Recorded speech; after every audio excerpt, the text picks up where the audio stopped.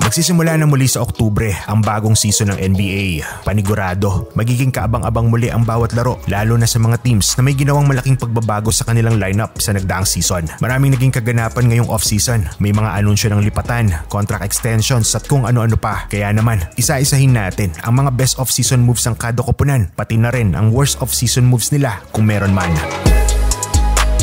Unahin natin ang Phoenix Suns na isa sa may pinakamaraming transaksyon ngayong off-season. Phoenix ended their last season campaign sa win-loss record na 45-37. Matapos malaglag sa conference semis kontra Nuggets, mabilis ang mga sumunod na galaw ng front office ng Phoenix. Mayo, nang finar ng team ang 4-year head coach nilang si Monty Williams. Sa unang linggo naman ng Hunyo, tinalaga nila si Frank Vogel na bagong head coach ng Suns sa darating na season. Pagkatapos nito ay ikinasa na ng Phoenix ang malaking trade na nagdala kay Bradley Beal sa kanilang poder, habang isa sa mga kapalit naman ay ang kanilang point guard na si Chris Paul. Sa puntong ito, kung ibabase sa mga numero, malakas ang lineup ng Suns with Booker, Ayton, Durant, and Bradley Beal. Ang tanong na lang marahil dito ay kung tutugma ba ang laro ng bawat isa under Vogel's system. Kaya may mga sumunod pang galaw ang Suns na mas lalong nagpalalim sa kanilang roster. Ilan sa mga nadagdag ay ang mga shooters na sina Eric Gordon at Yuta Watanabe, mga big men na sina Keita Bates-Diop, Drew Eubanks, Chimezie Metu at Bol Bol, habang kasama pa rin sa lineup sina Josh Okogie at Damian Lee. It's pretty obvious na ang best off-season move ng Phoenix was the trade involving Bradley Beal.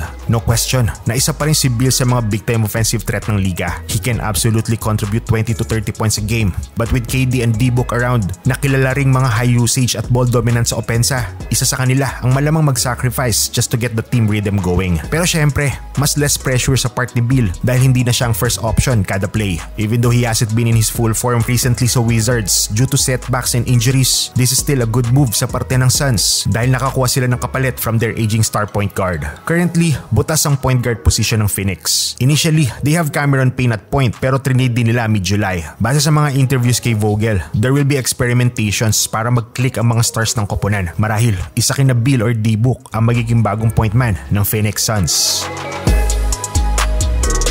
Brooklyn Nets started their 2022-2023 season with a lot of drama. Andiyan ang Kyrie Irving issue, firing of Steve Nash, at ang disappointing performance ni Ben Simmons all throughout the year. Despite of all, umusod pa rin sa playoffs ang Nets sa kartadang 45-37. Subalit first round pa lang, na-sweep agad sila ng Philadelphia. Bridges performed well in that series, averaging around 23 points. With Mikal Bridges being now the focal point ng opensa ng Nets, may mga ilang piraso rin silang idinagdag sa koponan ngayong off-season. Sa frontcourt, dinagdag nila si Darius Bazley at Harry Giles. They also added Dennis Smith Jr. and Lonnie Walker IV, both for 1-year deal. Pupunan nila ang mga nabakanting slot nila Seth Curry at Watanabe na pares lumipat na ng mga koponan. Ganon din si Joe Harris na trinade naman ng Nets sa Detroit Pistons. Sa kabilang banda, Cameron Johnson, who is part of the KD trade package, re-signs with the Nets on a 4-year deal.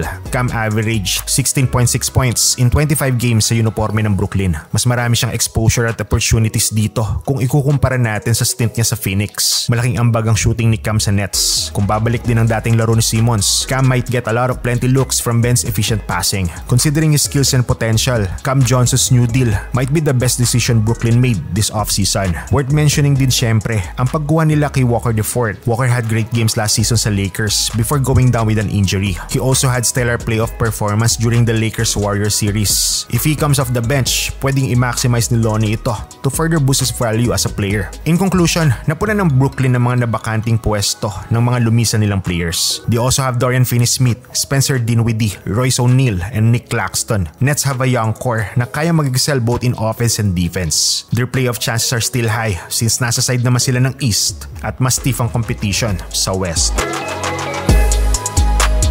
37 wins and 45 losses. Yan ang naging kampanya ng Utah Jazz sa nagdaang season. Bagamat maganda ang performance nila sa simula, nasundan naman ito ng mga sunod-sunod na talo. At isa sa mga naging problema nila is finishing a close game. Maraming talo ang Jazz na dikit lang ang laban. In fact, 15 sa mga talong ito ay decided lang ng 5 points or less. Sa madaling salita, game closer ang needed ng Jazz and probably more team chemistry na rin sa mga executions ng play sa late game situations. Understandable naman since most of the guys sa roster nila last season ay mga bagong salta lang din sa koponan. Matatandaan na pinakawalan nila sina Donovan Mitchell at Rudy Gobert sa last year's offseason. Not to mention na bago din ang kanilang head coach na si Will Hardy. So in a way, hindi na masama ang 37 wins knowing na ang grupong ito ay nasa rebuilding stage pa. With Clarkson and Markkanen as their go-to players last season, they're hoping na maging healthy rin si Sexton to have more options sa opensa. The best thing that Utah made this offseason was adding more depth and firepower sa front court. Jazz traded Rudy Gay and a future second round pick kapalit ang power forward ng Atlanta na si John Collins. Sasamahan ni Collins sa mga current big men ng Jazz na sina Markkanen, Kelly Olynyk, Walker Kessler at ang 9th overall pick na si Taylor Hendricks. With this addition, expected ng Jazz si Collins to bounce back from his subpar performance last season sa Atlanta Hawks. Ang tanong na lang ay kung mag-fit kaya siya with Lauri Markkanen.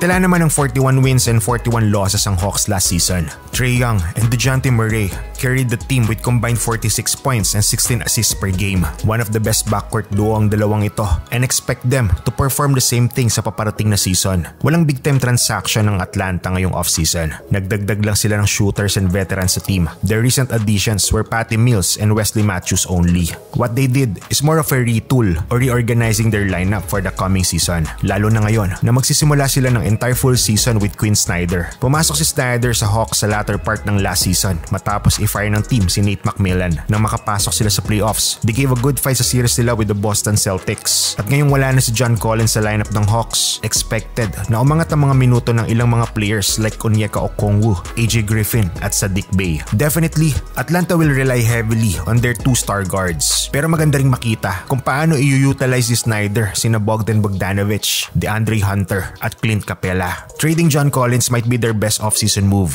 Kita naman ito last season. From being the second option sa mga nagdaan pang season, bumaba si Collins as Atlanta's 3rd or 4th option. Marami na kasi silang players ngayon na pwedeng mag-contribute din offensively. With Snyder at the drawing board, malaki kaya ang chance ng Atlanta to become a playoff contender next season.